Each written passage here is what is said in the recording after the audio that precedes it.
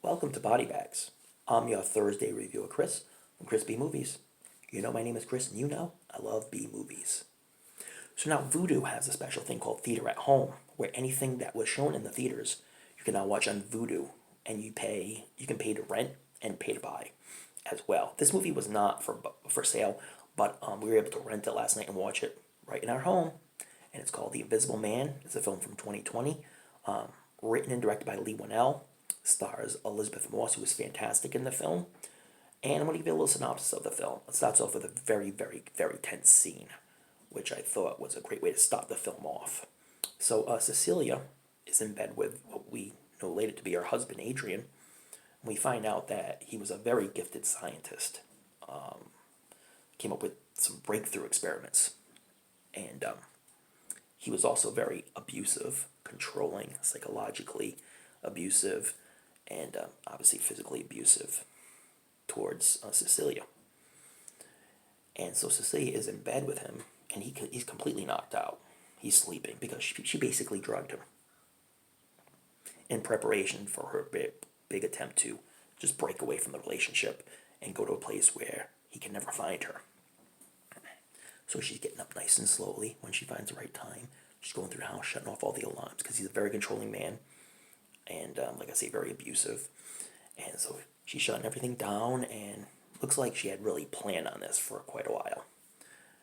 And she's getting her belongings together and just getting ready to go out. And at one point, it's very quiet, which adds to the true tense structure of this film.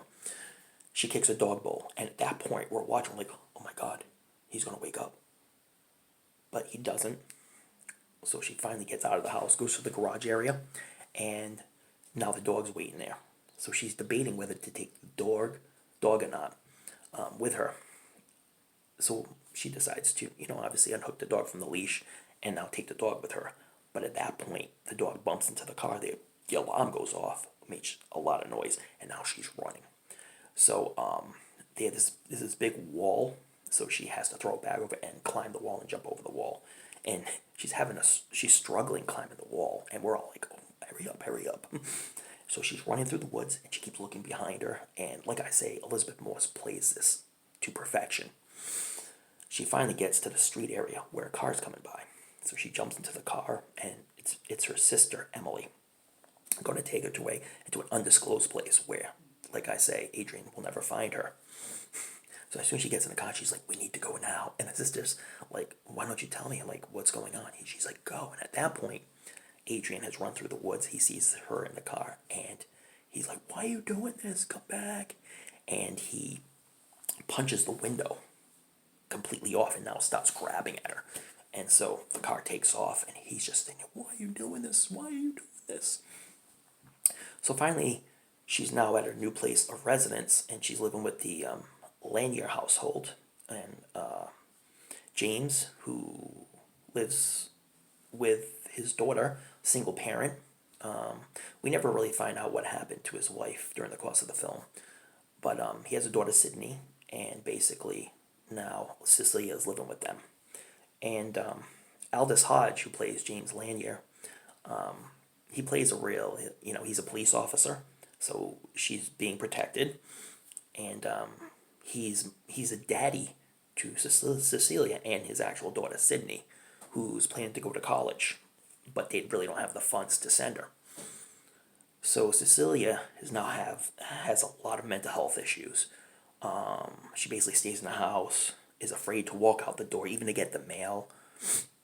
Just won't leave the house, and is very introverted. Doesn't really want to talk to anybody other than the Lanyers and her sister. So finally, she actually gets out and walks out to get the mail, but this jogger runs by, and she runs back into the house, which means, she's scared. So later on, she finds out that Adrian passed away. He committed suicide. So now she takes her sister with her, and they meet up with his lawyer, who is actually his brother. And come to find out, she's going to get a lot of money. And so Cecile's like, how do I know he's really dead? How do I know he's really dead? And Adrian's brother says, well, there's ashes in that urn that says he is. Okay. So after she knows she's getting a lot of money, she goes back to the Lanier household, and now she's doing better. She's more playful. She wants to have this, you know, party now, and she's so happy and relieved that the person who is tormenting her will never torment her again, or so she thinks. So now she's doing better. She goes on a job interview, and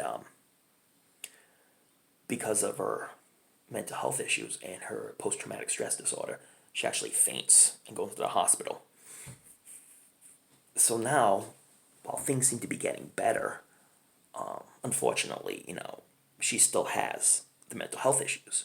But now things are happening around the house that only she sees and no one else sees, and it's undescribable. So we don't know if it's really her husband as the Invisible Man from one of his breakthrough projects, or it's really her mental health playing tricks on her. And through the whole film, we're kind of facing this conflict of which one is it.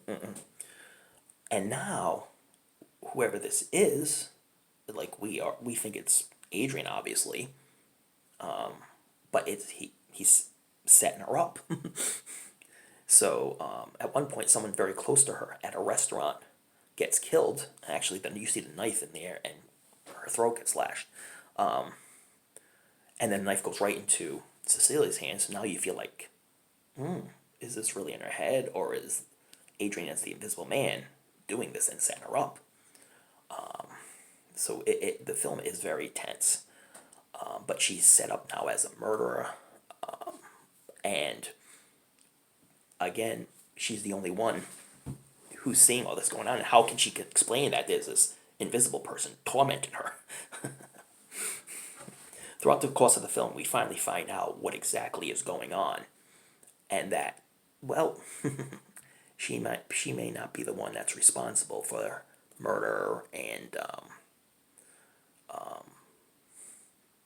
at one point, Sydney gets punched by this invisible person, and she tells her father that it was Cecilia, but it wasn't Cecilia. We can see that she was laying on the floor at that time. So it's like she's being set up to not only be homeless,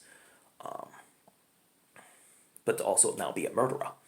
So she's in a psych ward at the prison. She's in the psych ward area at the prison. And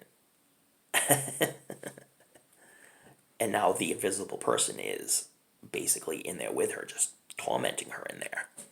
And well, things happen, and then we come to find out who is the true suspect in all of this. It's a tough film to describe because I don't want to give away a whole lot. Only because you really need to view this experience on your own. Because, I only knew from the trailer, and I've seen the original Invisible Man film, and I've read the novel by H.G. Wells, so I kind of knew the premise of everything, but this is a whole new take on the film. And I gotta say, I really enjoyed this. The tense scenes, the very quiet scenes were just you're on the edge of your seat saying, ooh, what's going to happen? I think Elizabeth Moss played this to perfection. I think she was utterly fantastic in this one. And like I say, if you like her performance in this one, you should also check out The Handmaid's Tale. She got a lot of acclaim for that. Did really well in that film. But it's a tough film to review because you don't want to give out too much away, because your experience in this film, in order for you to enjoy it, the less you know, the better. It's just the way I look at it.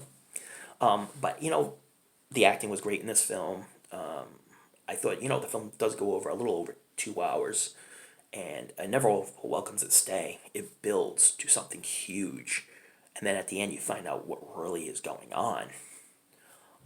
There really isn't any big surprises on what's going on.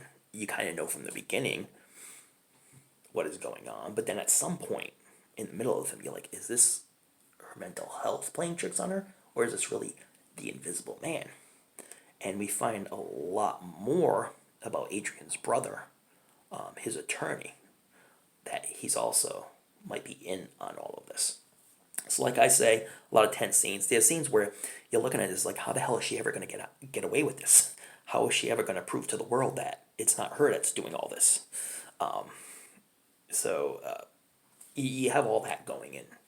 A lot of good jump scares, which I thought was played very well in this film. All in all, great film, very enjoyable. My wife and I enjoyed this so much. So I'm gonna rank this one. I give it a solid 9.5 out of 10. I really, really, really enjoyed this one, and now it makes me really want to get this one on Blu-ray or DVD or whatever. I think I'm gonna get the Blu-ray on this one because, like I say, I'm sure the picture quality on the Blu-ray is gonna be amazing once it comes out, and I think it would look great on 4K as well. Thumbs up on that one. But yeah, 9.5 out of 10. I thoroughly enjoyed this film. I thought this film was well acted, well played, had a lot of good tense scenes. Highly enjoyable film. I urge you to go on Vudu, theater at home, and purchase this one for rent. You can only rent it right now. You can't buy it, but it's worth it. It's worth the $20 we spent on it. So, anyways, thank you so much for watching. Check out all the other reviewers because they all do an awesome job, and support them. Please subscribe to BodyBags channel and Crispy Movies if you want. And check you out next Thursday. And don't forget to check out those late night horror movies. Read up on your latest Fright Mags. But don't forget to tune in to another episode of BodyBags. And I'll check you next Thursday.